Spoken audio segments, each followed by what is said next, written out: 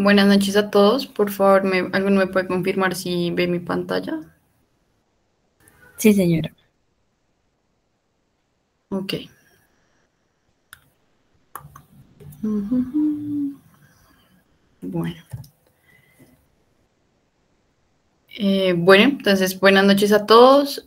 Mucho gusto, yo soy la doctora Luisa Alarcón, médico general egresada de la Universidad Antonio Nariño y hago parte de la línea de investigación de ortopedia y traumatología.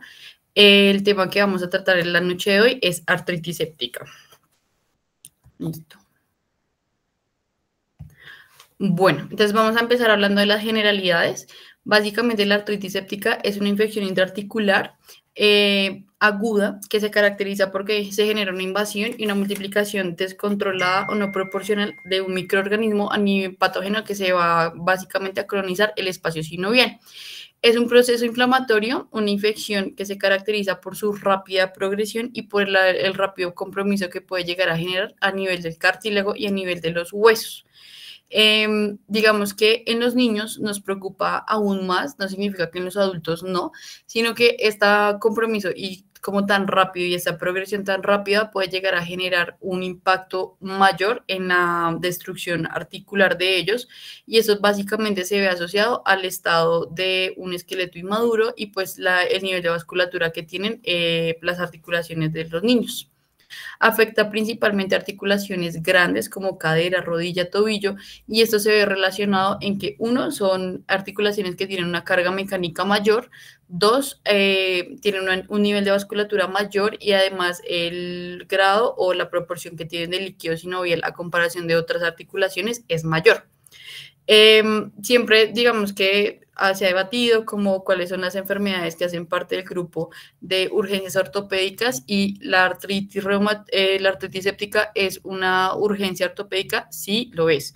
Es una infección en la que hay que correrle, es una infección en la que debemos hacer un diagnóstico precoz y que tenemos que iniciar un tratamiento de forma pues prematura con el fin de poder generar mayor o bueno, poder generar disminución en el impacto, ya sea a corto, mediano y largo plazo, dado que las secuelas que puede llegar a generar pueden ser catastróficas, como la destrucción articular e incluso la migración hacia el compromiso a nivel del hueso. En los niños, como les decía, la convierten que es una urgencia ortopédica porque su esqueleto es inmaduro, es un esqueleto que es muy vulnerable a que tenga mayor tipo de secuelas y adicionalmente también pues que se tenga un compromiso a nivel de la placa de crecimiento, su vasculatura es mayor porque está creciendo, entonces la probabilidad de que se genere esta infección y de que la diseminación sea muchísimo más rápida existe. En los adultos, pues la probabilidad de que encontremos un adulto sano en este momento y con, digamos que con la evolución pues, de las enfermedades ha disminuido. Entonces también hay que sumarle a que si se está cursando con un proceso de infección a nivel articular y pues tenemos un adulto que tiene comorbilidades que pueden aumentar esos factores de riesgo, pues puede conllevar a que tenga un desenlace fatal ese tipo de infecciones. A nivel de la epidemiología, entonces lo que podemos y los datos que podemos sacar de las guías de pediatría y con relación a las infecciones musculoesqueléticas, en especial pues con la artritis séptica, es que se estima que aproximadamente de 4 a 10 casos de niños se generan de 4 a 10 casos por cada 100.000 niños en países desarrollados. Estas cifras no son muy alejadas de Colombia, según una de las guías colombianas de pediatría. Es más frecuente en niños menores de 5 años, sin embargo, no excluye a otras edades y tampoco puede llegar a excluir a los adultos. Así como nosotros hemos evolucionado, nuestros sistemas han ido cambiando, los tratamientos, los diagnósticos, las diferentes herramientas que tenemos en medicina han ido evolucionando, nuestros microorganismos que causan infecciones también lo están haciendo. Entonces, antes, bueno, digamos que ahora podemos ver que hay una disminución de casos de artritis séptica que se ha causado por Streptococcus pneumoniae y Haemophilus influenza tipo B, y eso se ve relacionado con el país de vacunas que nosotros tenemos. La vacunación, digamos que ha disminuido mucho este número de casos, sin embargo, no significa que ya estén erradicados o que no se sigan presentando. Siempre tenemos en cuenta que ahorita con la migración, con movimientos también de pacientes que no, pues, no hacen uso de vacunas, no los excluya que puedan tener este tipo de infección por estos microorganismos. Adicionalmente, pues también la resistencia bacteriana que ya hemos visto en no solo este tipo de infecciones, sino en muchas, el Staphylococcus aureus, cada vez nos encontramos más casos de este tipo de microorganismo que se caracteriza por ser meticilino resistente. Y adicionalmente, con, digamos, técnicas nuevas moleculares, se han encontrado nuevos microorganismos causantes de esta infección, como la Kingi, que ha generado un nuevo número de casos y que digamos que está tomando más fuerza en población menor a 4 años. Bueno, entonces vamos a hablar de los factores de riesgo que se relacionan con la artritis séptica. Los estados de inmunodeficiencia, ya sean congénitos o adquiridos, juegan un papel muy importante, dado que la cascada de inflamación y la cascada de protección ante enfermedades infecciosas va a funcionar de forma diferente y va, digamos que, a favorecer la proliferación del microorganismo y pues el desarrollo de la infección a nivel articular.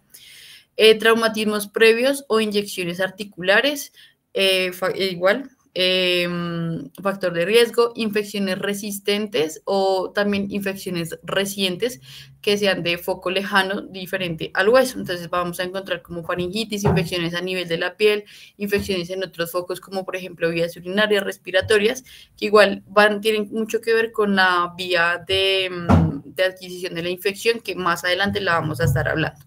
Enfermedades articulares preexistentes como la artritis idiopática juvenil, la gota, la artritis reumatoide. La relación que tienen estas enfermedades con la artritis séptica básicamente es que son enfermedades que de forma constante hacen que las articulaciones estén en un proceso inflamatorio, es decir, ellas casi siempre están en una activación, casi siempre están generando aumento en las cápsulas articulares, también hacen liberación de interleuquinas, de factores proinflamatorios que de forma constante y es por la actividad de este tipo de enfermedades, lo cual predispone pues a que haya mayor riesgo o facilite la destrucción articular. Los dispositivos invasivos o cirugías ortopédicas también hacen parte del factor de riesgo y lo vamos a ver más adelante su relación con el tema de la fisiopatología de la enfermedad. Bueno, entonces vamos a hablar de la fisiopatología, digamos que la vamos a dividir como en dos grandes fases, uno que es la cascada de eventos a nivel molecular que se genera en la artritis séptica y la otra parte es cómo vamos a adquirir ese tipo de infección. Entonces, la diseminación hematógena es la vía de adquisición de la infección más común o la que se presenta con mayor frecuencia. En la población pediátrica se conoce que aproximadamente de 7 casos que se presentan, de 7 casos de 10 enfermos con artritis séptica, la causa o la vía que se encontró o la relación que se dio con la artritis séptica fue la diseminación hematógena. Básicamente estamos cursando con un foco infeccioso a distancia que llegó a una evolución pues drástica, que llegó a ser una infección sérica que evolucionó y permitió que llegara a generarse una colonización a nivel del líquido sinovial por este microorganismo que en su momento estuvo causando una infección. Es decir, cuando nosotros nos encontramos con los niños, es frecuente que estemos haciendo la anamnesis y le preguntemos a los papás, ¿el niño se pegó con algo? ¿El niño se chuzó con algo? ¿Tuvo alguna picadura? ¿Tuvo algún golpe? Y lo más probable es que nos respondan a todas las preguntas no. Pero también existe la probabilidad de que nos cuenten, pero que previamente tuvo un síntoma prodrómico, como doctora, hace unas semanas estuvo como con tos, o hace unas semanas estuvo como con una fiebre, pero pues yo le di acetaminofén y pasó. Esos son síntomas que podemos empezar a atar y podemos decir probablemente tuvo algún tipo de infección que no generó de pronto síntomas muy marcados a nivel de otro sistema, pero sí generó el microorganismo, sí sigue en circulación y pues está colonizando a nivel del líquido sinovial.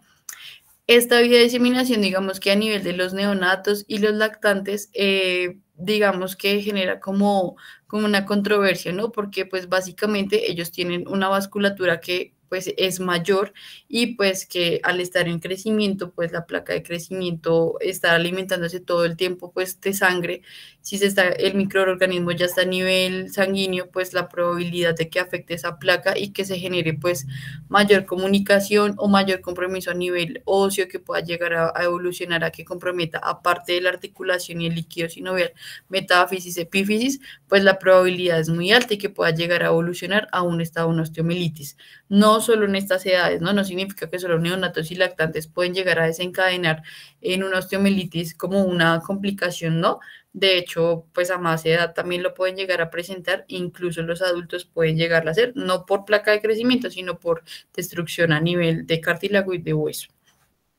La inoculación directa no es una de las vías más frecuentes, sin embargo existe. Estamos hablando o cuando nos enfrentamos a un trauma penetrante, a relacionarlo con procedimientos médicos, por ejemplo, inyecciones intraarticulares, porque se hizo algún drenaje, porque se hizo alguna punción para manejo del dolor, artroscopias, cirugías, mordeduras de animales, también hacen parte de este grupo, o heridas que se presentan a nivel de espacio articular. Y también está la diseminación de focos contiguos, es decir, esos focos de infección que estaban ahí latente, que de pronto se agudizaron o que están de forma crónica, por ejemplo, en las osteomielitis, que puedan llegar a ser una diseminación de la infección a nivel óseo hasta el punto de llegar a las epífisis e incluso ya romper hueso o atravesar y generar una colonización a nivel del espacio articular y del líquido sinovial. No es muy frecuente, pero pues se puede presentar. Bueno, por otra parte de la fisiopatología, como les decía, también está la cascada de eventos que se pueden presentar a nivel molecular. Entonces, lo primero es la respuesta inflamatoria aguda. Básicamente, cuando hay la detección, cuando nuestro sistema inmune innato hace la detección del microorganismo patógeno, pues él va a generar una reacción rápida y desproporcionada de su sistema inmune, haciendo una activación mayor de neutrófilos, macrófagos y liberando pues de forma masiva interleuquina 1, 6, factor de necrosis tumoral alfa, que van a ser proinflamatorias. ¿Esto qué va a generar? Pues todo esto, normalmente todos estos productos del sistema inmune innato, lo que van a hacer es que van a viajar por el sistema circulatorio y pues ellos van por a nivel vascular, van a llegar a generar donde está el foco de infección, pues se van a llegar a localizar con el fin de generar pues su respuesta esperada, pero esto genera como un choque entre el microorganismo que está, toda la cascada de inflamación que se está generando y pues hace la producción de exudado purulento a nivel intraarticular. La segunda o el segundo evento como grande que se presenta es la destrucción del cartílago articular, que básicamente es la producción de las enzimas y las toxinas bacterianas. Ellas generan pues también una degradación de la matriz a nivel pues, extraarticular del cartílago, generando un aumento de la presión intraarticular. Si la presión intraarticular aumenta, pues ese riego sanguíneo va a generar una disminución porque básicamente pues cambia la presión y no se va a permitir como tal ese riego, genera un estado de isquemia y pues una necrosis a nivel del cartílago, y es ahí cuando ya empezamos a ver las consecuencias de la destrucción del cartílago articular. Y como tercer evento mayor, pues el compromiso del hueso subyacente. Entonces, una vez ya hay necrosis del cartílago, la probabilidad de que todo esto se extienda y comprometa hueso existe. Y es ahí cuando podemos desarrollar una osteomielitis secundaria. En los niños que nos afana, pues nos afana que ellos están con su cartílago de crecimiento, su placa de crecimiento está abierta.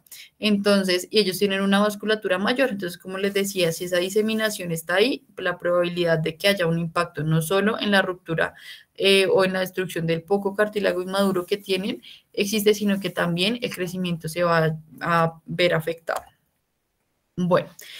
Entonces, diferentes guías, tanto en ortopedia, así como pues, literatura, McRae, las guías de pediatría, siempre han tratado de buscar en los cultivos de líquido sinovial que se hacen, cuáles son los microorganismos más asociados según al grupo etario. Esto es con el objetivo de que casi siempre que cuando empecemos el tratamiento empírico, digamos que lo enfoquemos a los posibles microorganismos que se presentan con más frecuencia según el grupo etario y según condiciones, pues, como especiales. En los neonatos lo que más encontramos es un Staphylococcus aureus, que en la actualidad ya estamos encontrando cada vez más casos de que sean meticilino resistentes, el E. coli. Menores a 4 años encontramos a Kingella kingi, aureus que también pueden ser meticilino resistentes, mayores de 4 años un Pyogen, Pneumoni, aureus, la artritis séptica asociada pues a prótesis o nativa, también podemos encontrar por los Staphylococcus aureus meticilino resistentes, pacientes mayores o con inmunocomprometidos o inmunodeficiencias, los estreptococos del grupo A y B, piógenes también, y pues los microorganismos que son asociados a focos de infección lejano al hueso, pues según en lo que estemos encontrando. Si nos encontramos, si tenemos relación con una infección de vías urinarias de forma previa, pues la probabilidad que nos estemos enfrentando hacia un E. coli, pues es alta. En un catéter, pues una pseudomonas, un piogen, a nivel pulmonar una Klebsiella. Entonces dependiendo pues del foco que estemos buscando o el foco que logremos relacionar, es el microorganismo con el que nos podemos estar encontrando. Bueno, en cuanto a la sintomatología, es importante tener en cuenta que los síntomas nunca los vamos a presentar al pie de la letra. Siempre tenemos que estar atando redes y ver qué va con qué. Entonces, el dolor articular. Básicamente, pues es un síntoma que según el grupo etario va a variar, porque pues la probabilidad de que un neonato o un lactante nos va a localizar un dolor, pues es muy difícil.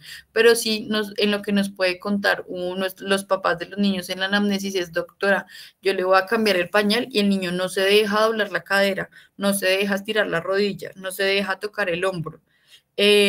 Yo veo que cada vez que lo voy a alzar y le toco cierta articulación, llora, grita y la deja quieta. Entonces, es como la forma más frecuente en que los niños en ese grupo etario pues nos manifiesten el dolor articular. Como en otras edades, pues la probabilidad de que ya lo localice es mayor, así como en los adultos. La limitación funcional, pues si yo tengo un dolor articular, lo más probable es que como un mecanismo de defensa yo tome o adopte la posición de que si estoy en flexión y ahí no me duele, pues yo no voy a hacer extensión porque la probabilidad que me duela es muy alta. Entonces yo siempre voy a estar evitando el dolor.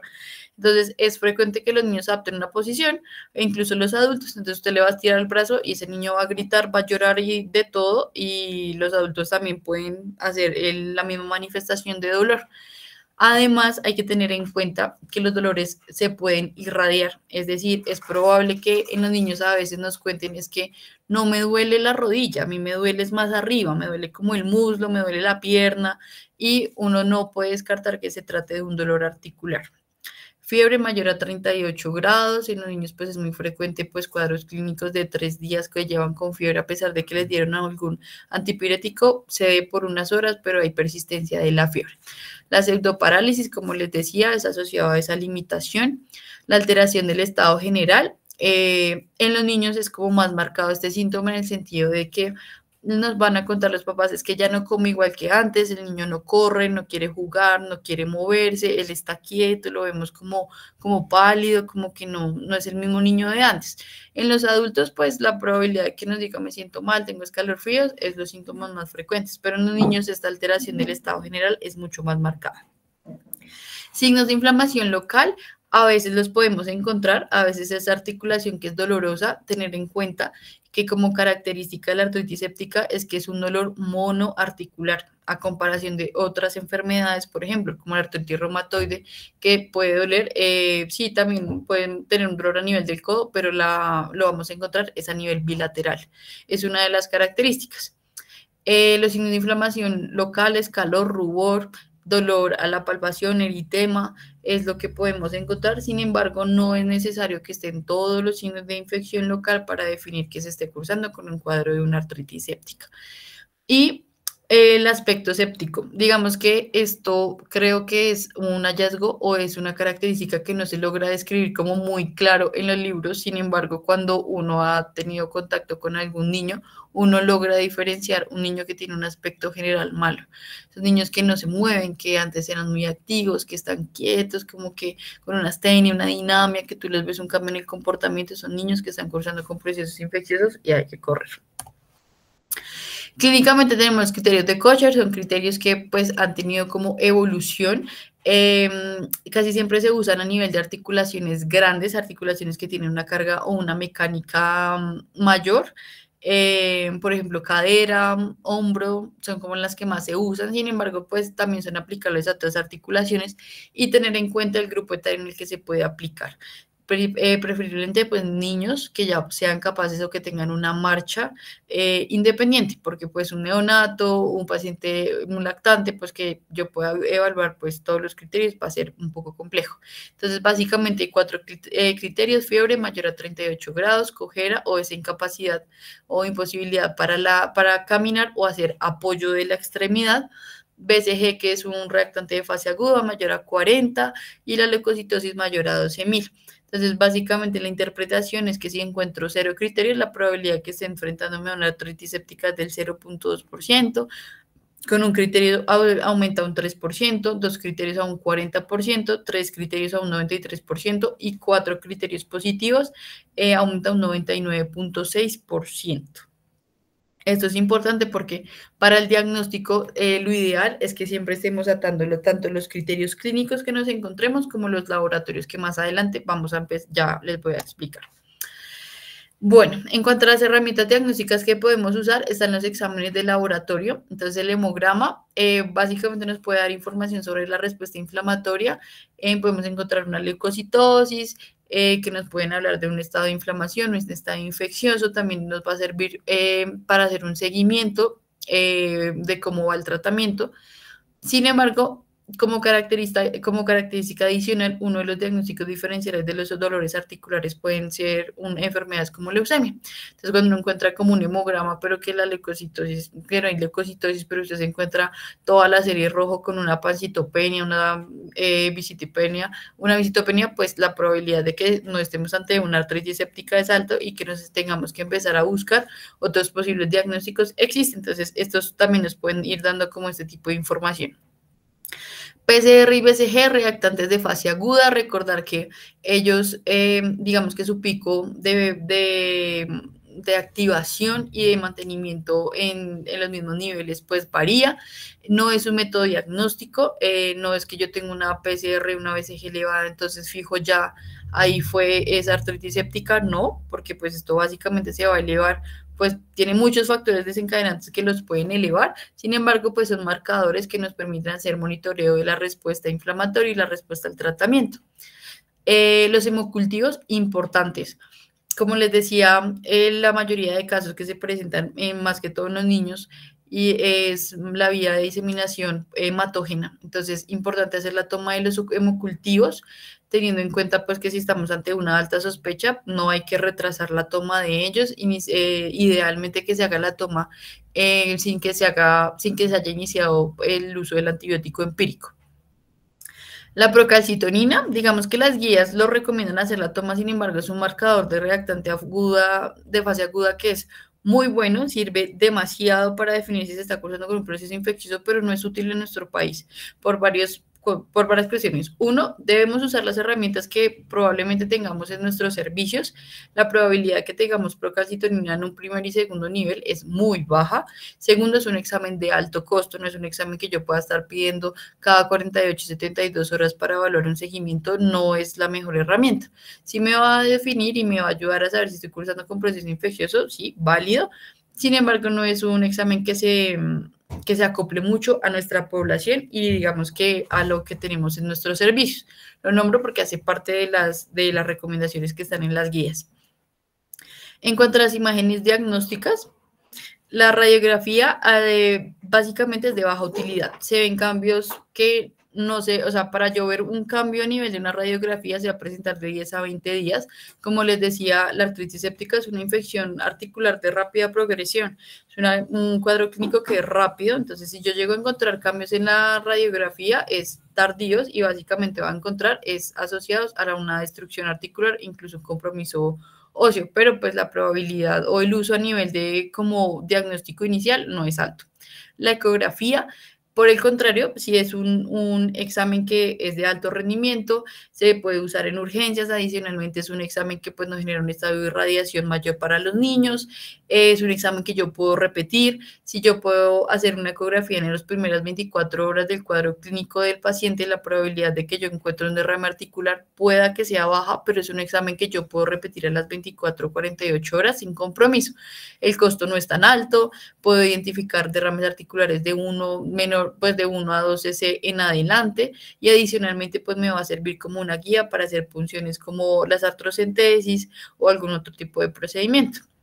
La resonancia magnética es digamos que es un examen que podemos usar ante dudas diagnósticas, ante sospechas de diseminación del tipo 3 que como les hablaba, que es de foco contiguo, cuando se tratan de asociación de osteomielitis que vayan a desencadenar algún tipo de artritis séptica, o cuando se esté sospechando de algún absceso en tejidos cercanos, tejidos blandos que puedan llegar a ser como un foco de diseminación y que vayan a requerir pues de un drenaje adicional. Sin embargo, no significa que yo tenga que esperar una resonancia magnética para hacer el diagnóstico. No se puede retrasar el diagnóstico de una artritis séptica porque lo que ya les he explicado es una urgencia ortopédica. Si yo estoy en un nivel 1 o 2 donde no tengo una resonancia magnética, yo no puedo esperar hacer un traslado de un paciente o una remisión que me puede durar una semana y hasta que no tenga la resonancia, entonces no la diagnostico y no hago nada. No, uno siempre pues tratar de usar las herramientas que tiene en su servicio y pues si tengo la resonancia, magnífico y la puedo usar y sin indicación, usarla. De lo contrario, no debe retrasar el diagnóstico. Y por otra parte, el tema de los métodos invasivos, esperen, nos bajo un poquito como la diapositiva, ya.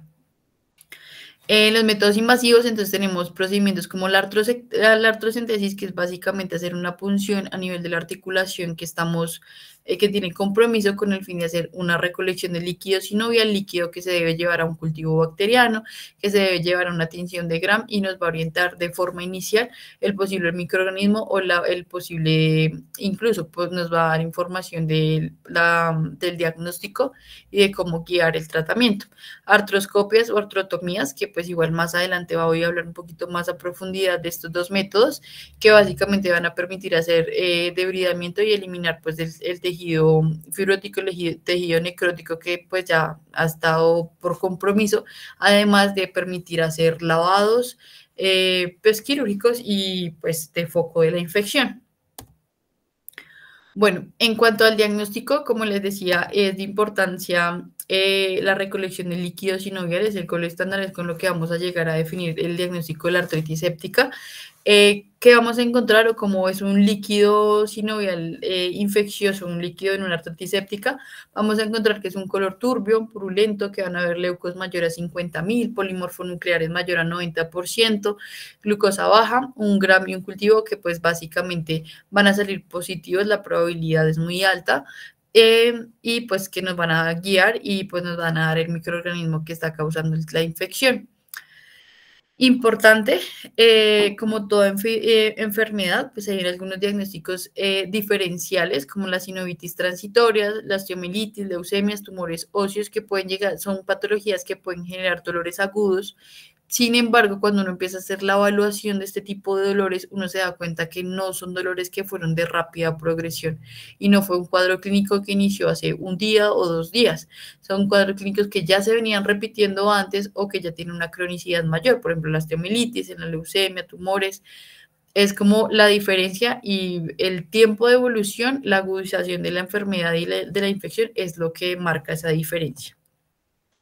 Bueno, en cuanto al tratamiento empírico, como les decía, pues básicamente el tratamiento tiene un objetivo que es prevenir la destrucción del cartílago articular, conservar lo que más podamos la articulación, que no haya una diseminación hacia hueso, mantener la fuerza, los rangos de movilidad y la función. Además, hay que tener en cuenta que estamos cursando contra una infección, estamos luchando contra un microorganismo que está generando algún tipo de infección que puede llevar a nuestro paciente rápidamente a una sepsis, a una falla multiorgánica, incluso a la muerte. Es por eso que hablamos de que la artritis séptica es una urgencia ortopédica. Duración del tratamiento, pues variable, según la respuesta pues del tratamiento, según la necesidad, según la resistencia de cada uno de los microorganismos que logremos aislar en el líquido sinovial. Eso nos va a definir el tratamiento, el número de días, digamos que esto es muy variable. Uno no se puede casar como en que ya 7 días de antibiótico y listo para la casa. No, porque pues si la evolución que tuvo el paciente no es adecuada y si adicionalmente pues ya estamos cursando con compromisos adicionales como una osteomielitis, necrosis vasculares, todo el tema, pues la probabilidad que tengamos que extender el antibiótico más días existe. Entonces, definir un día de tratamiento, un número de días de tratamiento, pues digamos que todo depende de la evolución clínica. Digamos que en esta tabla traté como de resumirles como mirando como los diferentes consensos de las guías pediátricas y las recomendaciones que tienen para los antibióticos según los grupos etarios, como en los neonatos, pues la oxacilina cefotaxime. Sin embargo, si hay riesgo de que estemos ante un meticilino resistente, la vancomicina es la mejor opción. Pacientes de un mes a 4 años, cefazolina, clindamicina. La vanco también viene a jugar importante papel en caso de que sea un meticilino resistente, inmunocomprometidos o con enfermedades graves como ya un estado de sepsis. El cefotaxime, la ceftriaxona mezclada con vancomicina es una de las líneas de manejo. Adultos mayores o pacientes inmunocomprometidos, es similar. Adulto previamente sano, un adulto que pues no le vemos que tenga foco adicional o que adicionalmente pues curse con una patología que sea de mayor riesgo, pues podemos hacer incluso cubrimientos con cefazolina. Incluso pacientes con alergias a beta-lactámicos, la clindamicina o clinabanco pues pueden ser buenas opciones. El drenaje articular, digamos que hace parte y es, digamos, la combinación con el antibiótico empírico y el antibiótico pues guiado después de que tengamos un cultivo de líquido sinovial. Esto, digamos que es un grupo, es como un match de tratamiento que se tiene que cumplir, que es el drenaje articular. ¿Cuáles son las indicaciones? Pues uno, pues que estemos cursando con una artritis séptica. Dos, que tengamos un paciente en el que, a pesar de que ya estemos en cubrimiento antibiótico, la respuesta que tiene a nivel clínica no es adecuada, que cuando yo haga una artrocentesis, pues el líquido que yo extraiga sea un pus evidente, pues un paciente que tiene que ir a un drenaje articular quirúrgico urgente porque hay que entrar a lavar sí o sí esas cápsulas articulares y pues hacer drenaje del líquido que está contaminado. ¿Cuáles son los métodos de drenaje? Como les decía, la artrocentesis, pues es la que, digamos, como médicos generales nosotros podemos llegar a hacer en caso de que sea muy necesario. Sin embargo, pues siempre tratar de que se haga de la forma más séptica, siempre haya, perdón, asepsia, antisepsia, de que hayan campos quirúrgicos, de que se haga todo de la forma más estéril con el fin de, uno, evitar que haya la contaminación de un nuevo microorganismo a nivel del espacio articular. Dos, pues que la muestra que podamos tomar pues no sea contaminada, porque si no pues cuando vayamos a hacer el cultivo va a crecer de todo y pues no vamos a hacer, no vamos a poder guiar el tratamiento antibiótico. Y tres, pues esta también genera un efecto evacuatorio que va a disminuir la compresión a nivel de la cápsula articular, lo cual pues va a mantener la irrigación de la articulación y pues digamos que mantiene o ayuda a que no haya un daño articular pues de ruptura completa de forma pues tan rápida. Nos da un poco más de tiempo. La artroscopia, pues si en el hospital en el que nos encontramos, pues está el personal, el médico, el ortopedista, que puede hacer uso de este tipo de equipos, pues es digamos que una ganancia grande porque primero vamos a hacer una visualización del espacio articular, del compromiso, cómo está la articulación, además de que nos va a permitir hacer una limpieza, hacer evacuación del líquido contaminado y una limpieza pues invasiva y pues digamos que es un método mínimamente invasivo. Entonces la articulación va a agradecer esto. La artrotomía abierta, pues, es uno de los goles estándar en articulaciones mayores como la cadera, hombro, incluso, pues, la rodilla, a pesar de que no tienen la misma, pues, el mismo tamaño de esta articulación, pero, pues, como les decía, son articulaciones que tienen alta irrigación, alto contenido de líquido sinovial y que la carga mecánica es muy alta. Pues es básicamente entrar a hacer el contacto con la articulación, con la cápsula articular de forma directa, pues hacer drenaje y lavado. En los niños se considera que la artrotomía o ya sea la artroscopia en caso de que se tenga la disponibilidad, no retrasarla. Ese tratamiento de drenaje quirúrgico precoz es lo que ha mostrado que pues la probabilidad de los daños que se presenten a corto, mediano y largo plazo en ellos con la destrucción articular y pues el compromiso de la placa de crecimiento es un impacto muy grande. ¿Cómo vamos a monitorizar cómo va a ser el control de la infección? Pues uno, con la clínica, lo ideal es que podamos ver que haya un control de la fiebre, que haya una disminución marcada del dolor, que la movilidad que tiene a nivel de la articulación haya disminuido, los signos de infección local. A nivel de laboratorios, pues controles con hemogramas, controles con reactantes de fase aguda como PCR, BCG. Adicionalmente, hacer la estimulación de la rehabilitación temprana.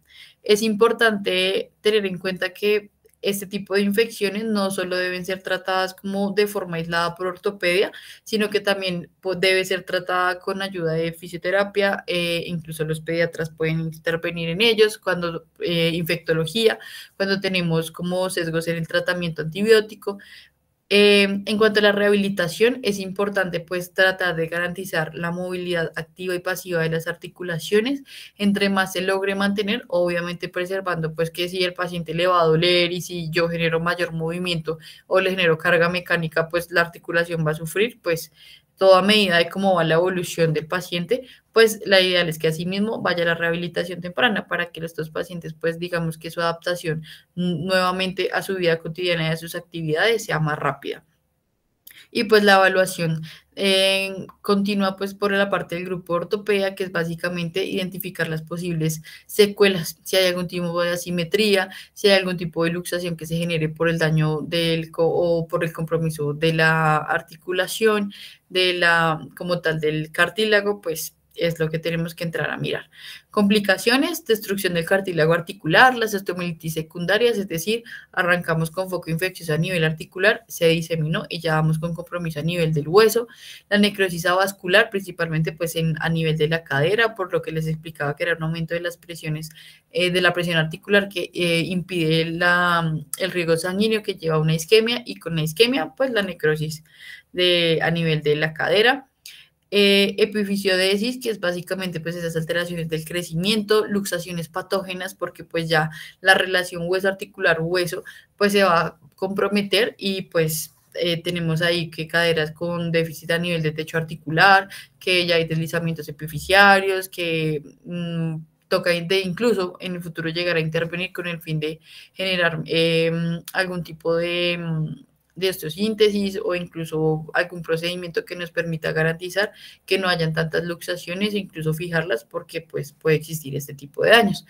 Limitaciones funcionales permanentes, ya sean cojeras, ya sean por asimetrías, por las cargas mecánicas que no las toleren, dolores crónicos y el estado de la bacteremia, la sepsis que puede evolucionar incluso a la muerte. Y como ya terminando, pues las conclusiones, básicamente llevarnos para la casa, cosas importantes como que la artritis séptica representa una urgencia médico-quirúrgica. Hace parte del grupo de las urgencias ortopédicas que sí o sí requieren de una identificación temprana y de una intervención temprana para disminuir las complicaciones en nuestros pacientes. El diagnóstico, pues lo ideal es que sea precoz y digamos que podemos tener herramientas a nivel de laboratorio, sin embargo la clínica es muy importante. Llevarnos para la casa que antes teníamos conceptos básicos de ciertos microorganismos que se presentaban con mucha frecuencia, pero ya nos encontramos con nuevas cosas como el Kingella kingi y pues la probabilidad en que encontremos con nuevas técnicas moleculares, nuevos microorganismos que causen este tipo de infección existen y pues van a seguir. El enfoque multidisciplinario es importante, lo que les decía, no trabajar solos. Ortopedia pues siempre se caracteriza por ser un servicio que trabaja mucho con fisios, la infectología también, en caso de nuestros niños pues pediatría. Tener en cuenta que el tratamiento debe ser individualizado, es decir, nunca nos encontramos y todos los pacientes nunca son iguales. Muchas veces hay pacientes que nos toca ajustar, más que todo en los adultos, a dosis renales, según las comorbilidades, los antibióticos que se puedan usar o no, y pues también el microorganismo por el cual nos estemos enfrentando. Adicional que en Colombia hay técnicas nuevas en Colombia, pues hay que mejorar en el tema de que no contamos con tantas técnicas novedosas que nos permitan identificar o que podamos usar como de forma como más frecuente con el fin de poder hacer diagnósticos más rápidos o más certeros. Y no, pues no, ya para terminar, importante reconocer que la artritis séptica, reconocer la artritis séptica a tiempo no solo va solo las articulaciones, sino también preserva el desarrollo, la movilidad y la calidad de la vida de los niños y de los adultos. Gracias.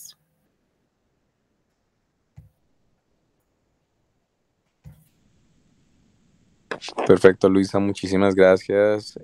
Una charla muy, muy completa, te felicito, hiciste una muy buena revisión. No sé si hasta ahí tengamos alguna pregunta, alguna duda que tengan con referente a artritis séptica.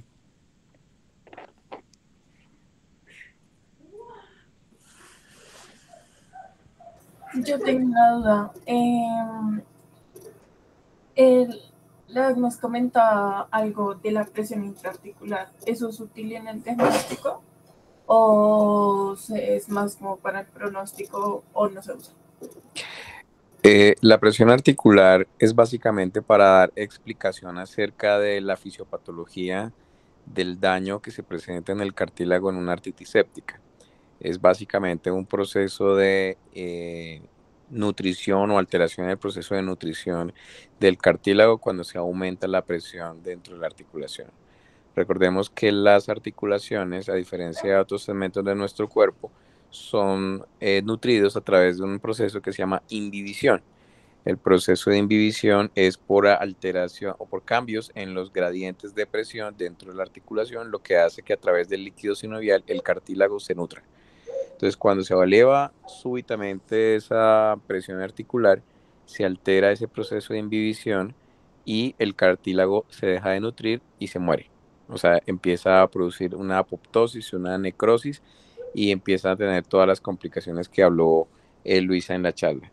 Entonces, realmente es para explicar un poco la fisiopatología, pero no es algo que ustedes habitualmente van a medir la presión dentro de la articulación.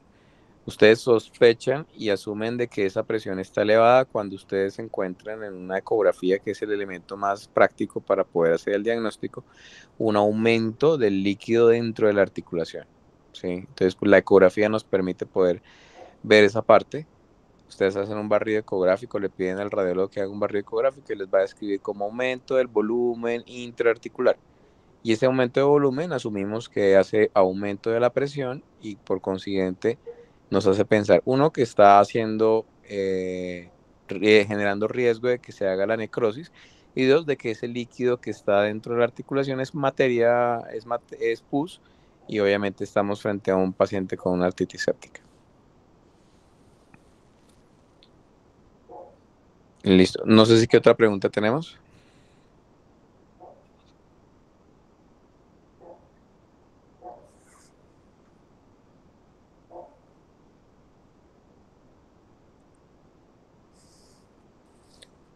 Luisa, ¿qué encontraste acerca, por ejemplo, de la PCR en los criterios de kosher?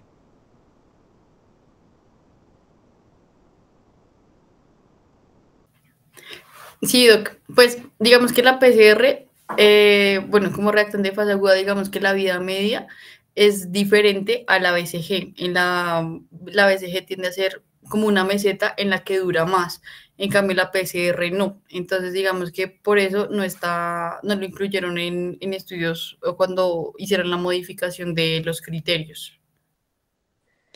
Ok, bueno, es importante que ustedes sepan que, bueno, los criterios de kosher le pueden dar inclusive hasta el 99.6% de sensibilidad o de factor predictivo positivo para el diagnóstico de la artritis séptica. Es un elemento muy útil para el diagnóstico.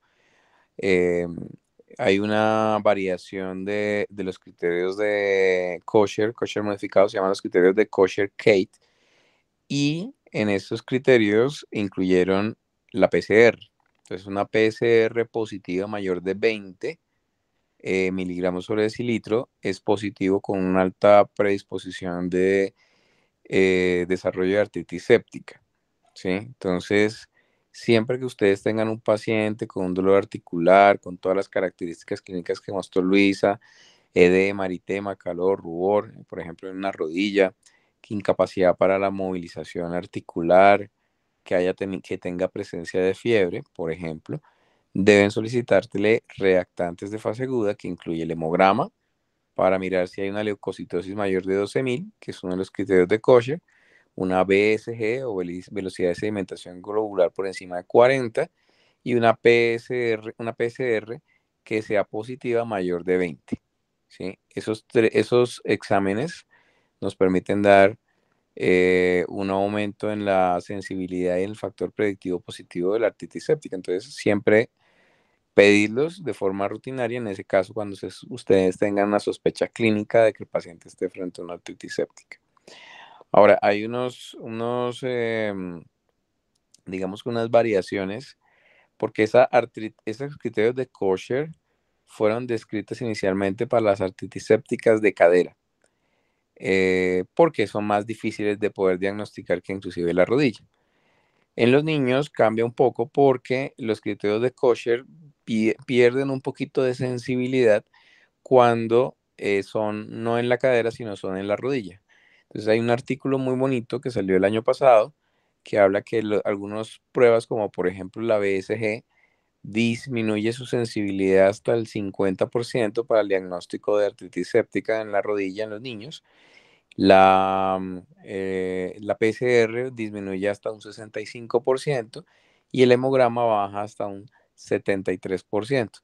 Entonces, realmente pierde un poquito de sensibilidad los criterios de Kocher, pero igualmente siguen siendo muy útiles para el diagnóstico de la artritis séptica de la rodilla en los niños. Entonces, siempre tenerlos muy presentes para pedirlos. De resto, es muy, muy alto la sensibilidad, entonces es un elemento muy práctico para eso.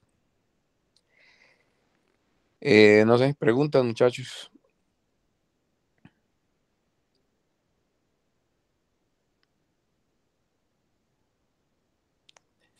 Supongamos, Luisa, que te llegue a ti un paciente con una sospecha clínica.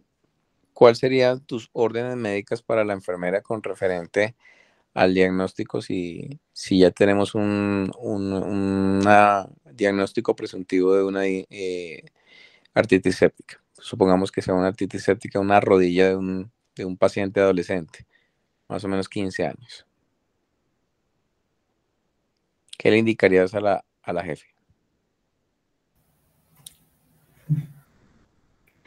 Bueno, entonces, sí, yo ya, o sea, con medicamentos o solo la parte de laboratorios. Como tal cual como si estuvieses en el servicio de urgencias. Bueno, primero, bueno,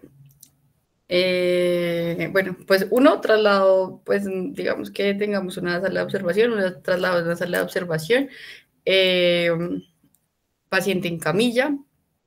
Uno, eso lo hago, digamos que con el ideal de, pues, de garantizar de que no tenga mayor aumento mecánico, pues, en que siga apoyando la articulación, de que siga esto. Dos, si me estoy enfrentando pues a un estado de una infección, lo ideal es hacer, pues iniciar el manejo de tratamiento de infección. Entonces, pues el aporte de líquidos, pues según peso, puedo iniciar aporte hídrico, porque pues si estoy cursando con una infección es lo ideal, pues ya puedo hacerlo con algún tipo de cristaloides, no habría como tal indicación. Segundo, en el inicio de antibiótico también lo haría, pero pues con previa toma pues de los laboratorios. Según me dices, pues ya estamos como muy certeros. O sea, ¿ya cuento con laboratorios o hasta ahora voy a hacer? O sea, o voy solo con la clínica, pues. Tienes una sospecha clínica y la idea es que hagas como una orden de ideas, de una idea mental de qué le vas a pedir al paciente y qué le vas a solicitar a la jefe. La jefe te va a llegar, doctora, ¿qué le dejo de órdenes médicas? ¿Qué le inicio al paciente? Eso es casos de la vida real, te va a llegar. Déjeme las órdenes médicas. Entonces, ¿cuáles serían tus órdenes médicas? Entonces, uno, dejarle una observación. Dos, líquidos endovenosos. Póngale 120 cc hora, un ejemplo. Ok. Tres, ¿qué le dirías más a la jefe? El uso de antipirético. Ok. Acetaminofén lo puedo usar según la edad, podría usarlo. Tres, la toma de los exámenes, tomaría pues hemograma, PCR, BCG, función renal, también tomaría la indicación de la toma pues con sospecha de la vía de diseminación, los hemocultivos. Pediría una ecografía pues de la articulación que tenga compromiso. ¿Le pedirías una radiografía?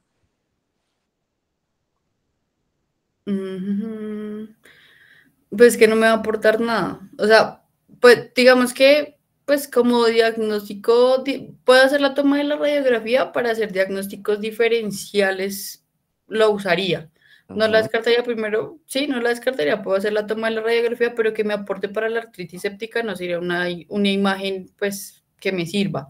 Sí me va a servir para hacer diagnósticos diferenciales, pero la placa no es algo que me vaya, pues, a guiar más al diagnóstico de artritis séptica.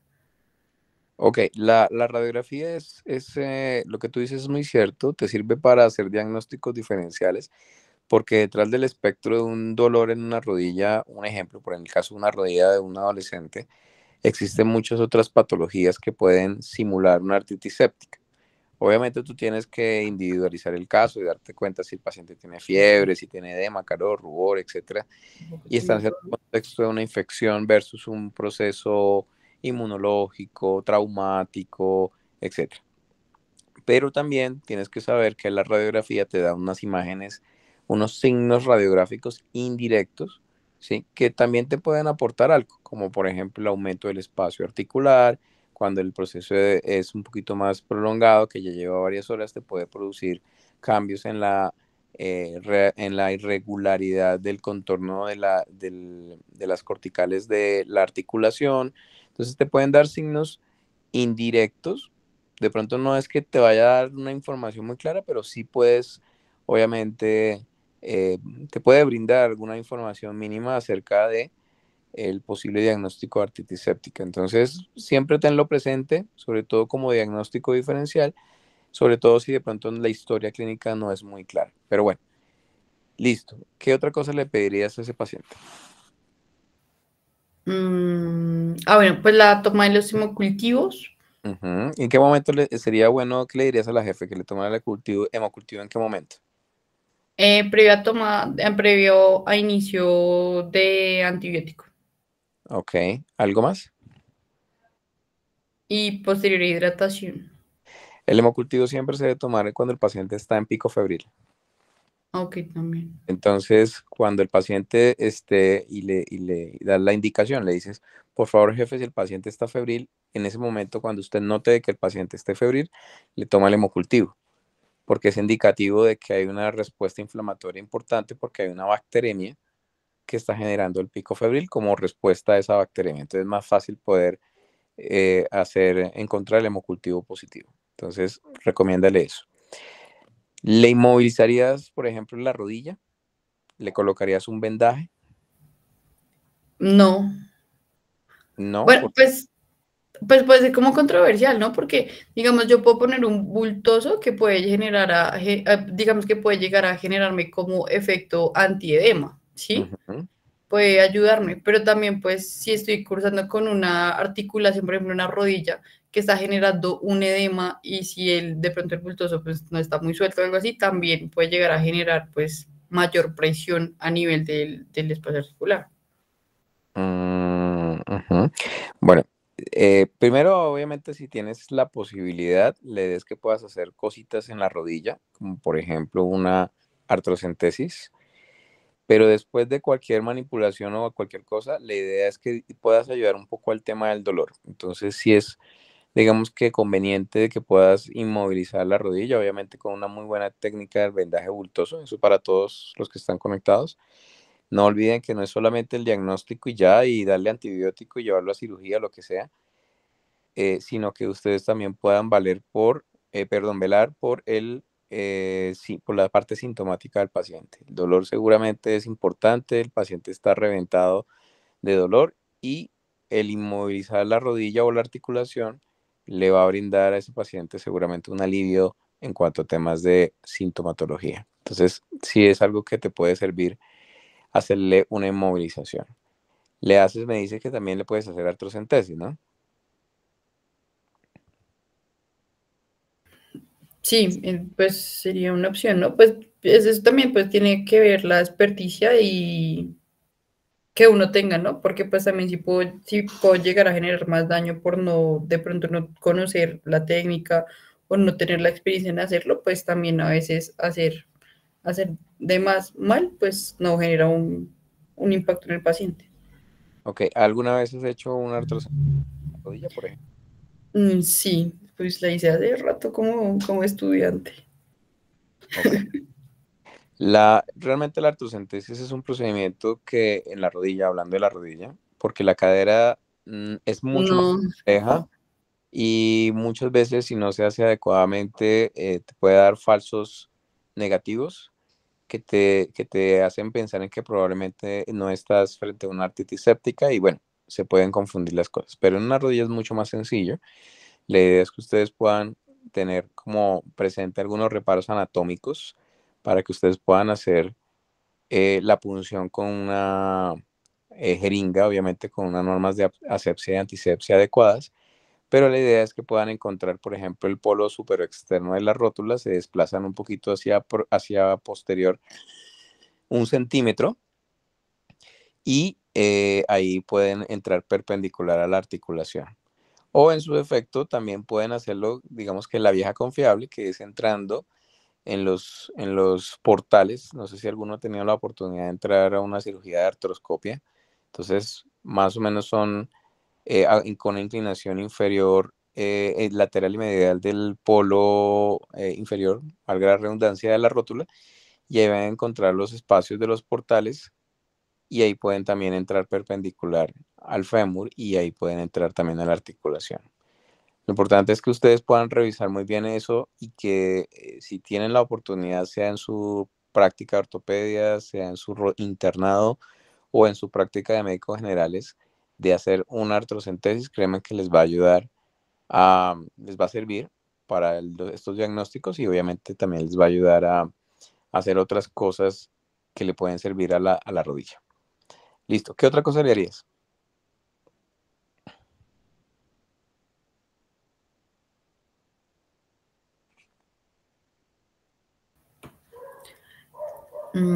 Pues manejo del dolor, pues Sí. aparte de la inmovilización, pues con analgésicos, el seguimiento de curvas térmicas y pues no creo que laboratorios nomás, pues por el momento. Uh-huh. ¿Le inicias antibiótico? La pregunta clave de la noche. Pues sí, sí.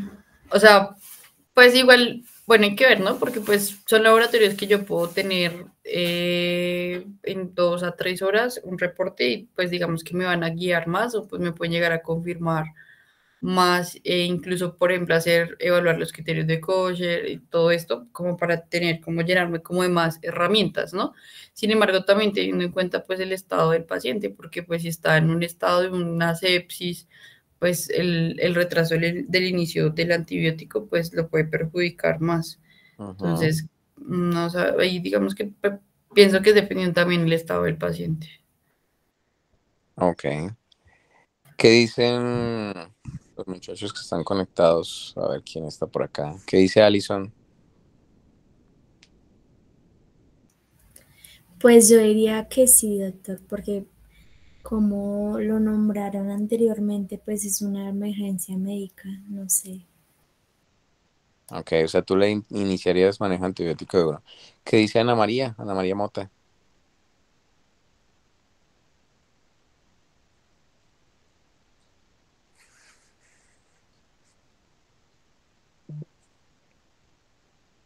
¿Quién más está por aquí que no se haya dormido todavía?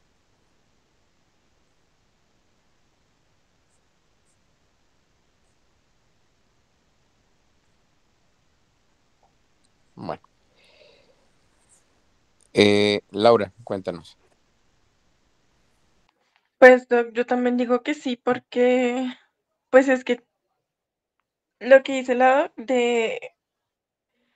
depende, por ejemplo, si uno le hace, por ejemplo, el quick sofa y ver que está en una sepsis, cubrirle directamente como si, por ejemplo, estuviera en una bacteremia o algo así. Pero yo sí le iniciaría empírico, porque esperar a que salga un cultivo, un hemocultivo, pues eso se va a demorar mucho. Uh-huh. Entonces, Ok, ¿qué dice Juan? Bueno, pues yo también diría que dependiendo del paciente, o sea, en caso de que esté en sepsis, pues sí lo iniciaría tempranamente. Si no, Uh-huh. esperaría los resultados paraclínicos como la BSG para ver la respuesta inflamatoria. Y si esto me confirma ya el diagnóstico, pues en ese momento inicio tratamiento. Si los resultados paraclínicos son dudosos, o sea, no tiene la BSG demasiado aumentada, pero le hago la artrocentesis y al momento de esperar el cultivo me sale positivo, en ese momento arrancaría ya el tratamiento. Perfecto, excelente. Ángel, ¿qué dice? Pues yo pienso que siempre se tiene que iniciar el antibiótico de amplio espectro, teniendo en cuenta que eso puede evolucionar muy rápido y y pues no solo daña la articulación, sino pues el tejido contiguo. Entonces uno no tiene que esperar pues los laboratorios ni nada, simplemente sospecha clínica, se inicia antibiótico y ya pues con los laboratorios se redirecciona, se desescalona o simplemente pues digamos que se empieza a pensar en otros diagnósticos, pero siempre se inicia antibiótico al respecto. Ok, supongamos que ustedes le inician el manejo antibiótico, veo que hay un consenso, un meeting de todos. ¿Qué más habría que hacerle a ese paciente? ¿Solamente le dejaríamos el manejo antibiótico y ya?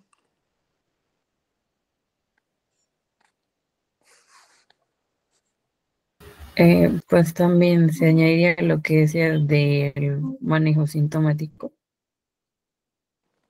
Sí. ¿Qué más habría que hacerle a ese paciente además del manejo sintomático? Pues, Doc, podría ser un lavado quirúrgico o un drenaje. Eso es lo más importante.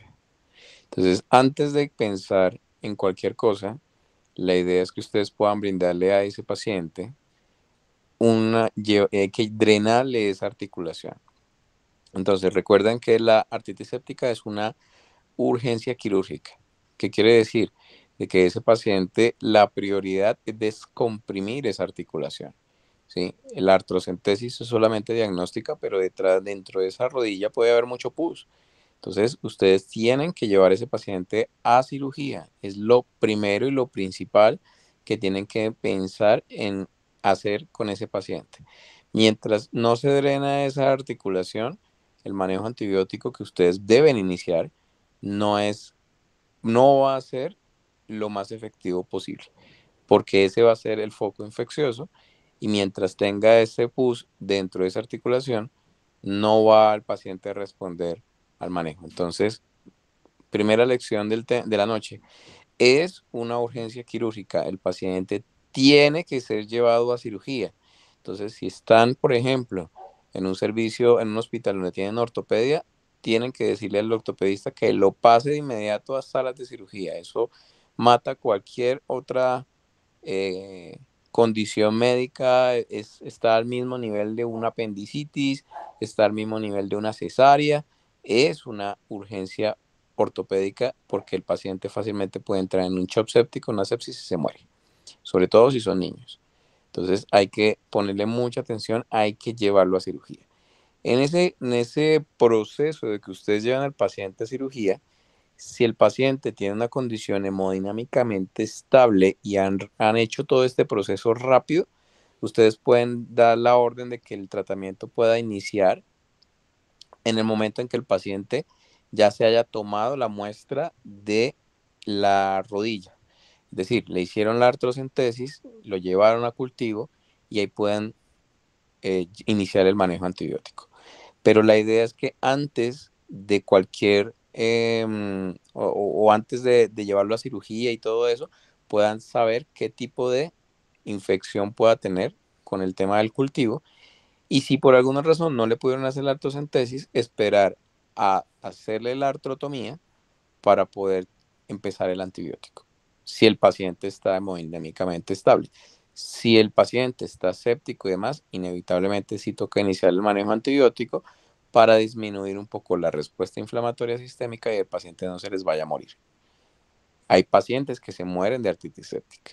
En mi vida profesional como ortopedista, que ya llevo más o menos 10 años, he visto morir varios pacientes, incluyendo niños, por shocks sépticos por estafilococcemias. Sí, precisamente. Entonces, es muy, muy importante que ustedes tengan esto muy claro para poder evitar las complicaciones. Y supongamos, Luisa, que este paciente tiene 15 años, ¿sí?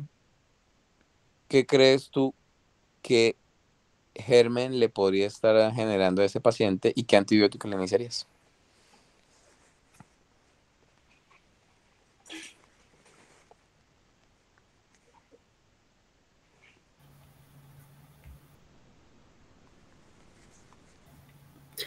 Pues en ese grupo etario, digamos que los microorganismos incluso ya se pueden comparar con adultos. La probabilidad de que sea un Staphylococcus aureus es alta, incluso meticilino resistente. Entonces podría pues usar, si es meticilino resistente, el uso de banco, o incluso también puedo usar, sí, es como como los más usados. O sea, arrancas con vancomicina de una vez. No, pues en caso de una sospecha de de un meticilino resistente, ¿no? Pero también puedo usar, Clinda también podría cubrirlo a esa edad. ¿Qué más podría usarlo? Ajá. ¿Qué hay otra cosa? ¿Con qué antibiótico iniciarías? O sea, arrancas con la banco, con el bazucazo.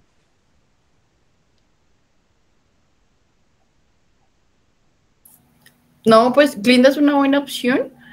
En caso de que uno tenga la sospecha de meticilino resistente, pues sí puede ser una opción el banco y también puede ser el estado del paciente, ¿no?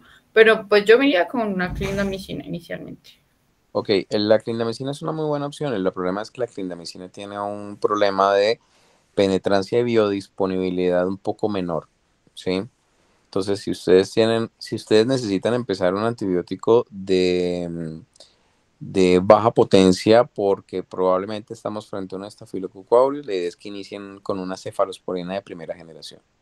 Entonces pueden iniciar con cefalotina o cefasolina. Sería lo inicial para que ustedes tengan eso presente. Otra cosa es que tienen que tener presente es que en este grupo etario, ahorita que les puse el ejemplo de un adolescente, un germen frecuente es la Neisseria gonorrea por vida sexual activa de ya los muchachos. Entonces, dentro de ellos hay que cubrir la Neisseria gonorrea. ¿Qué es la Neisseria gonorrea? ¿Qué tipo de bacteria es la Neisseria gonorrea?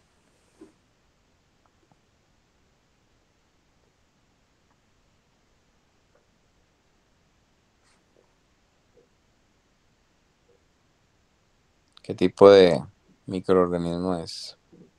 ¿Es un coco? ¿Es un bacilo? ¿Es un gran positivo? ¿Es un gran negativo? Es un gran negativo. Eso, entonces es un coco bacilo gran negativo, ¿sí?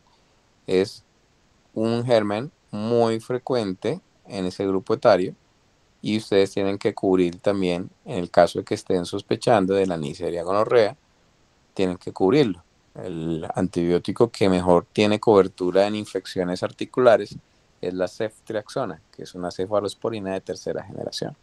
Por eso es importante que en ese caso puntual que estamos hablando, si estamos frente a una artritis séptica de una rodilla, puedan pedir, además del citoquímico de la artrocentesis, deben pedir un GRAM. El GRAM, la respuesta al GRAM se la dan en 15 minutos. Ustedes le mandan al laboratorio, van y le preguntan a la bacterióloga, le dicen qué le salió el GRAM, y el GRAM les va a decir un bacilo gram negativo, un coco bacilo gram negativo, un coco gram positivo, y ustedes ya saben más o menos de qué se trata y pueden empezar el manejo antibiótico empírico mientras sale el cultivo, que se demora probablemente 48 horas. Entonces es súper importante que lo tengan presente. Lo deben llevar a cirugía. Y el antibiótico, ¿por cuántos días se lo dejan?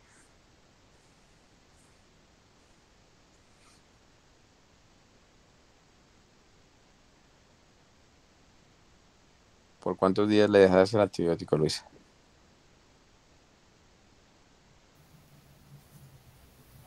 Doc, pues hay esquemas que pueden llevarte 7 días a 10 días, sin embargo, pues también todo, digamos que tiene que ver, uno, pues el microorganismo que después se logre aislar, segundo, pues la respuesta que tenga el paciente al antibiótico, porque pueda que se arranque con un antibiótico y la necesidad de rotarlo a otro por un amplio espectro, porque no tenga una respuesta clínica favorable y se puede llegar a extender hasta 21 días. Pues creo que como que definir como una terapia inicial, pues creo que también depende mucho de la evolución del paciente. Ok. Y por ejemplo, si te toca darle 7, 10 días, ¿lo dejas hospitalizado 10 días?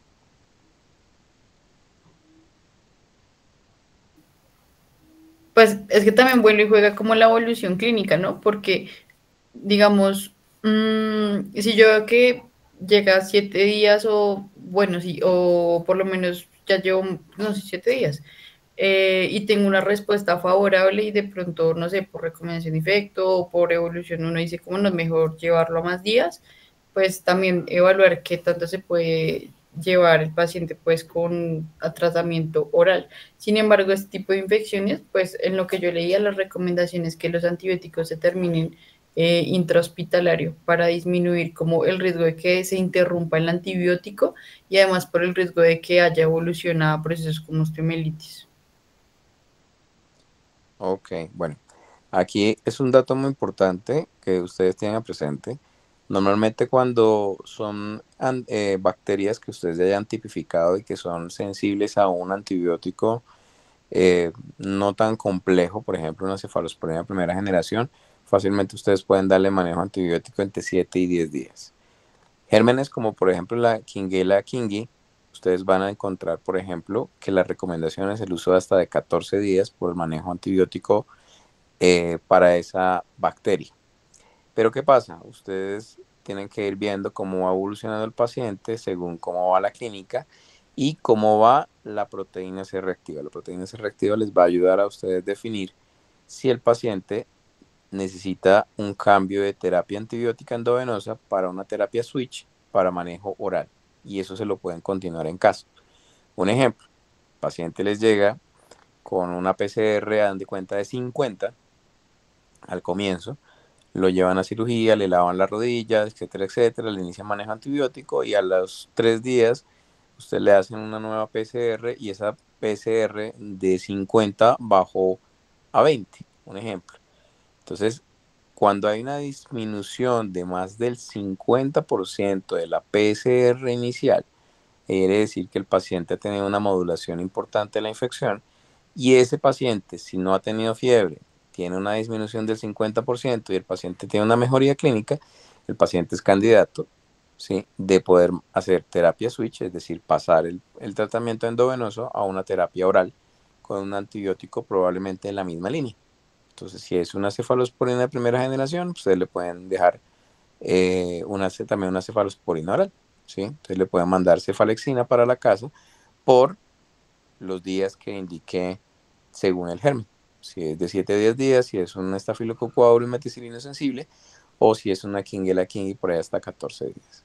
¿Sí? Eso en el caso de que ustedes, por ejemplo, no tengan la recomendación del infectólogo a la mano y les toque tomar ese tipo de decisiones. Pero es importante que ustedes también tengan presente el control y el seguimiento de la proteína C reactiva como mediador de la respuesta al antibiótico. Listo, muchachos, ¿tienen alguna otra pregunta, alguna otra duda?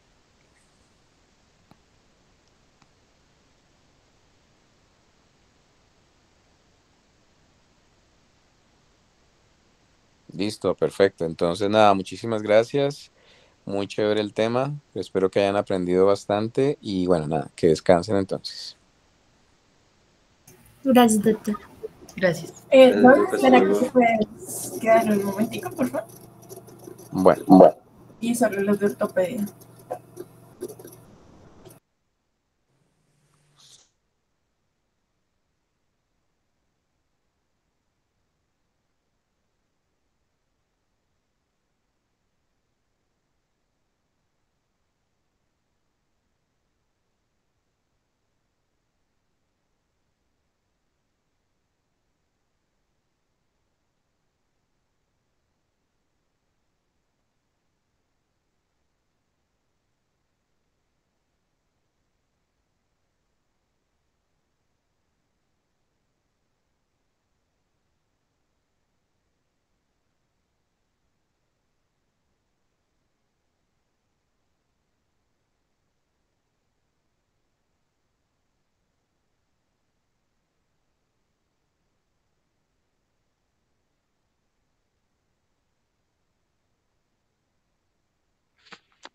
Bueno, creo que ya estamos. Pues Doc, queríamos, bueno, ya oficialmente creo que el grupo ortopedia pues ya quedó independizado, somos 15 personas. Entonces, pues primero sí nos podría regalar también otra lista de temas porque de la distribución que se hizo aún faltan personas que fueron las que ingresaron hace 2 semanas. Eso por un lado. Y por otro lado, pues a ver qué propuestas tenemos, poner como propuestas sobre la mesa en cuanto a talleres, si podemos hacer un taller. Tú nos habías propuesto uno de material de osteosíntesis, también otro, si podemos hacer uno de yesos. Sí, sí, claro. La idea es que ustedes puedan, dependiendo de qué tan activos estén, se puede organizar algún taller de inmovilizaciones, que sería como lo primero y lo básico que ustedes tendrían que aprender. Y ya cuando hayan podido de pronto aprender un poquito más, podríamos hacer el tema del taller de osteosíntesis, con el ánimo de que ustedes también conozcan un poquito acerca de cómo funcionan los dispositivos ortopédicos que utilizamos en cirugía, placas, tornillos, clavos, fijación externa y demás. ¿Sí? Para las personas que están en la línea de ortopedia, que sería como lo ideal. La idea es que podamos o que pues, se pueda organizar un espacio para que ustedes puedan inicialmente hacer el taller y, no sé, contar de pronto con el apoyo de la universidad para que de pronto se pueda hacer en algún espacio de la universidad el taller o los talleres, y que pues que no tengan ninguna dificultad con sus rotaciones o con sus clases y demás.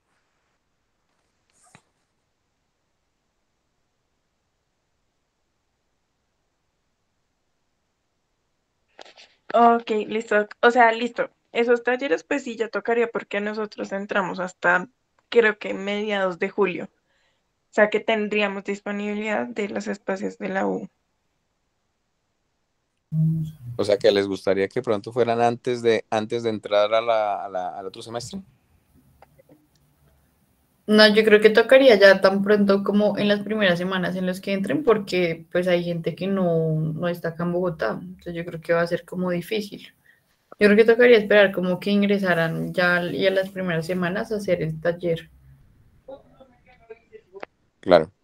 Sí, la idea es que si están, por ejemplo, si ya están en vacaciones, si están en sus ciudades de origen, de pronto están de viaje o alguna cosa, pues no van a poder asistir. Sería bueno poder contar con el apoyo de la universidad, que la universidad les diera un espacio para poder hacer el taller de inmovilizaciones y organizar ese día para que todos puedan participar. De pronto sea una tarde o de pronto, no sé, cualquier espacio que ustedes me digan se puede organizar.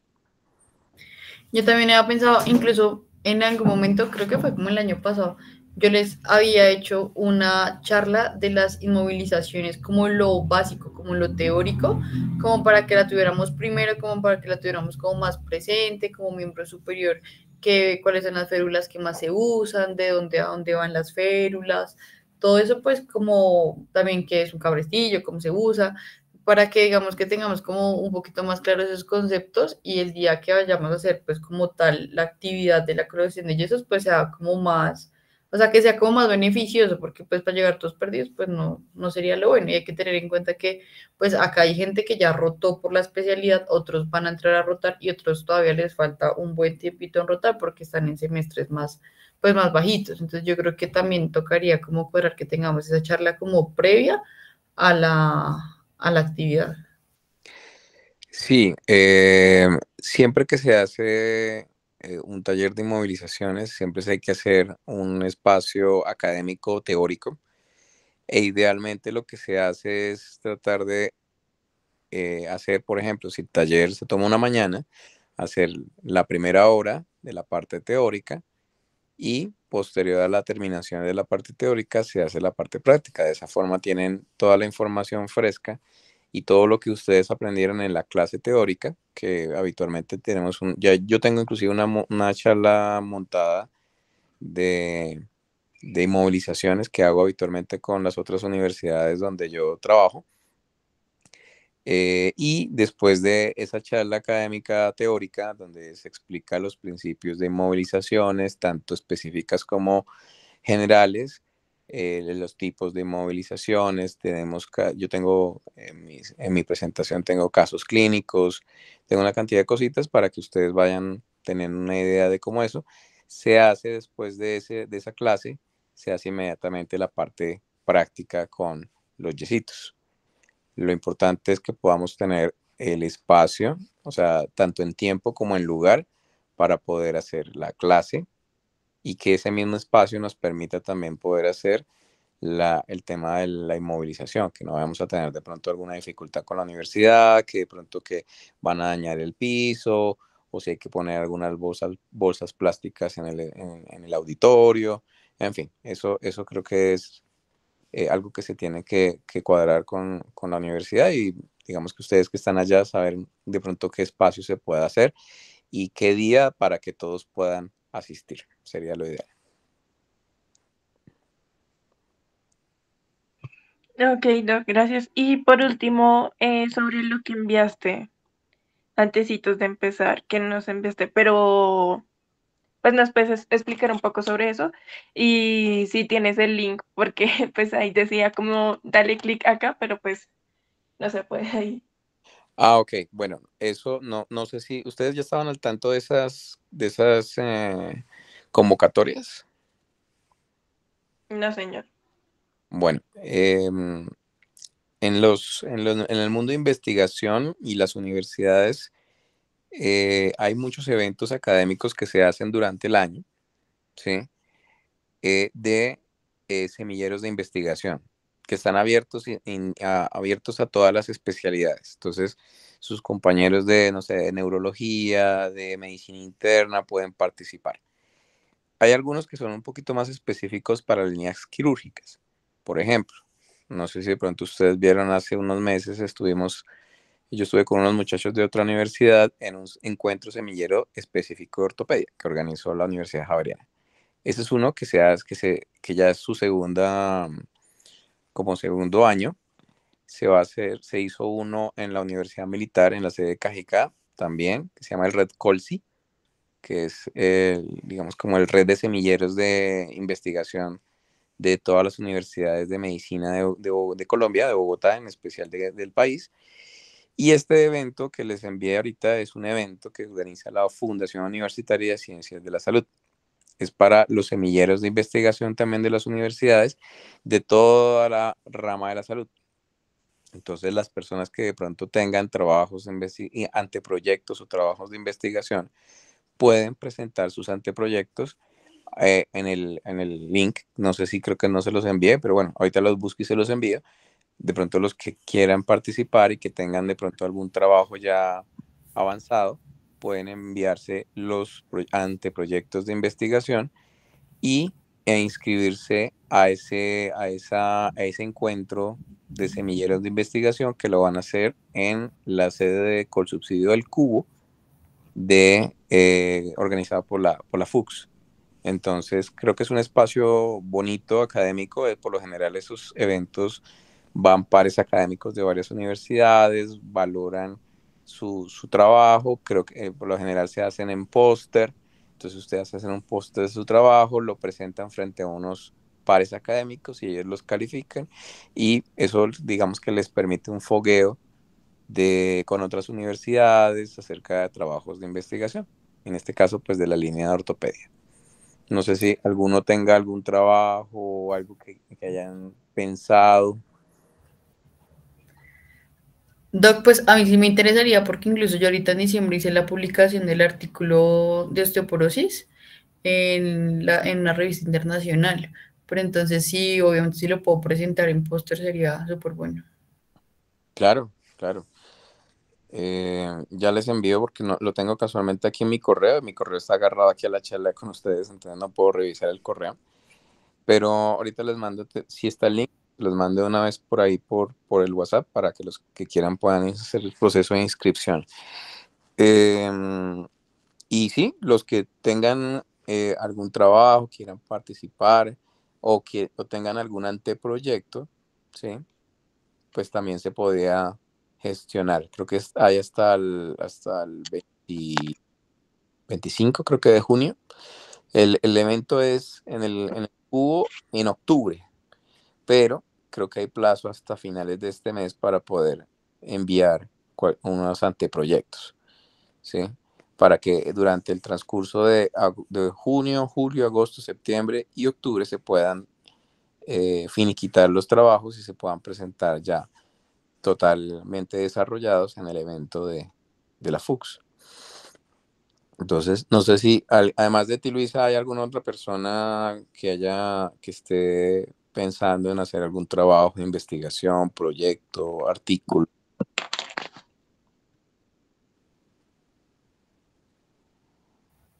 Doc pregunta, ¿revisiones de caso también entran en esa cuestión? Creo que sí, de reporte de caso. Sí, es que yo estoy revisando con un ortopedista pues de mano, una mano trágica, un malhandler, para, para la revisión. Estamos haciendo la revisión del tema por un caso.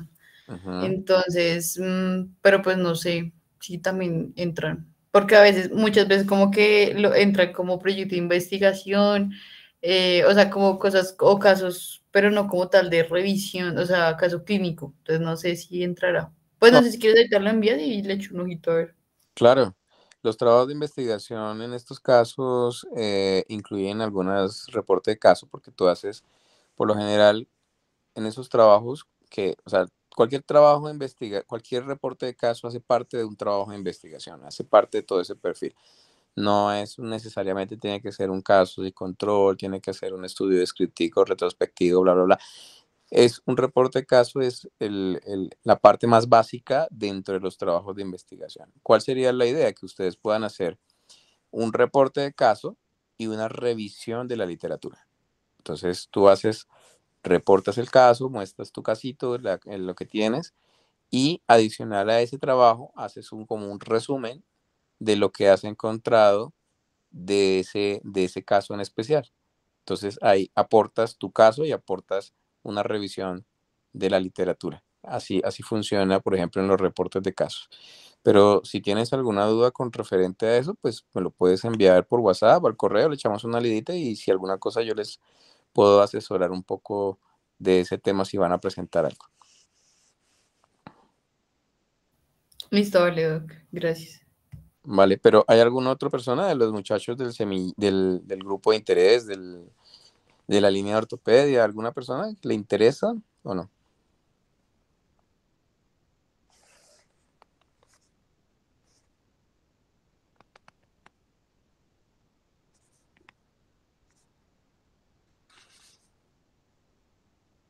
Veo que no.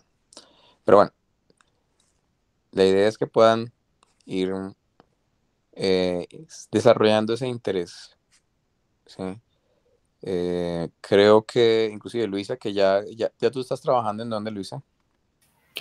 En San Carlos, Doc, en urgencias. En urgencias. Bueno, ya conoces, ya estás como un poquito más empapada, pero la idea es que los muchachos que están en la universidad puedan hacer sus primeros pinitos en investigación, que puedan publicar, porque es la forma en que ustedes pueden ser visibles cuando quieran presentarse a cualquier residencia, sea de ortopedia, sea de cualquier especialidad, sea en Colombia o sea fuera del país. Entonces, si ustedes no tienen una historial de un artículo indexado y demás, pues prácticamente no tienen chance, o sea, el chance de entrar a una residencia en Colombia se les va a disminuir un montón.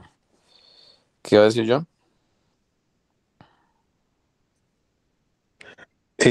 Doc, es que pues yo tengo una investigación o pues un proyecto de investigación, pero sí quería darle como un enfoque un poco diferente, un poco más hacia ortopedia, por lo que lo tenía muy hacia neuro. Entonces no sé si pues si quieres revisarlo para darle como un pequeño enfoque un poco más direccionado para ver si pues podría pues ver si puedo publicarlo o algo.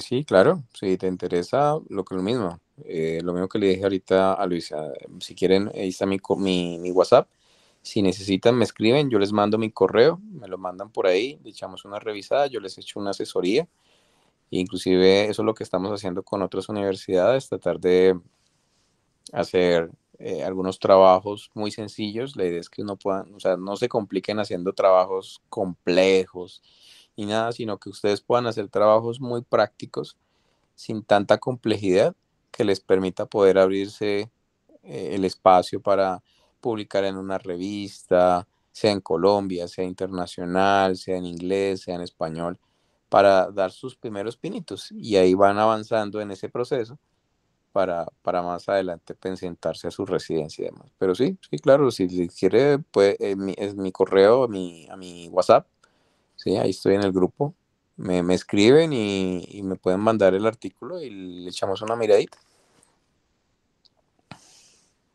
Listo, gracias, Doc. Vale. Listo. No sé, Laura, que si tienes algún otro comentario adicional.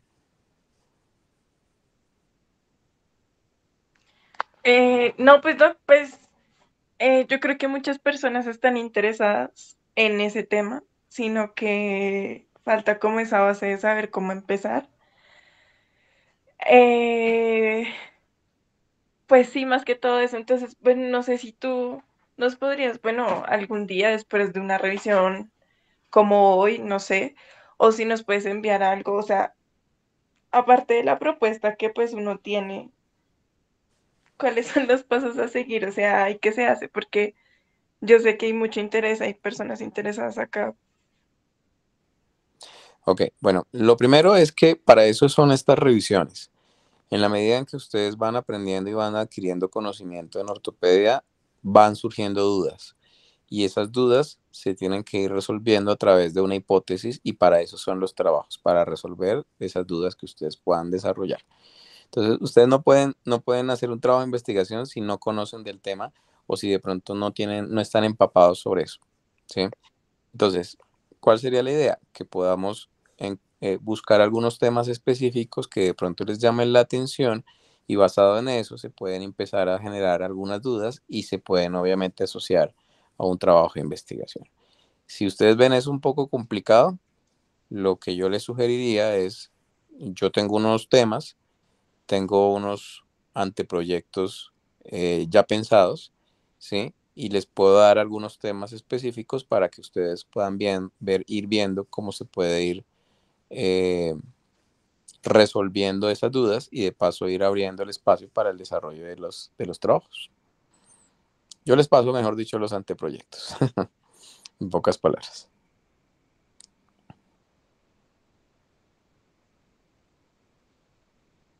Ok, bueno, listo, muchas gracias, Doc. Pues no sé si alguien tiene otra duda, si no, para terminar.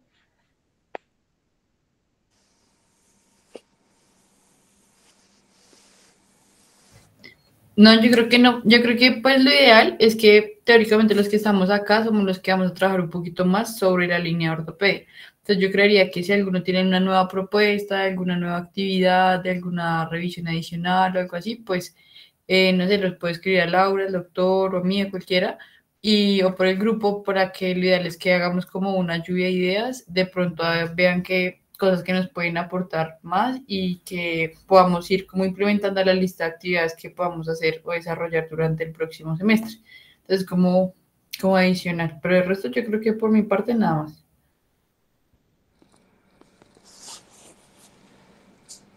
Listo, súper. Sí, quedamos abiertos a cualquier duda o que tengan, inclusive sugerencias para hacer. Todo se puede hacer mientras se organice, todo es factible de poder hacer trabajos, talleres, de todo. ¿Listos?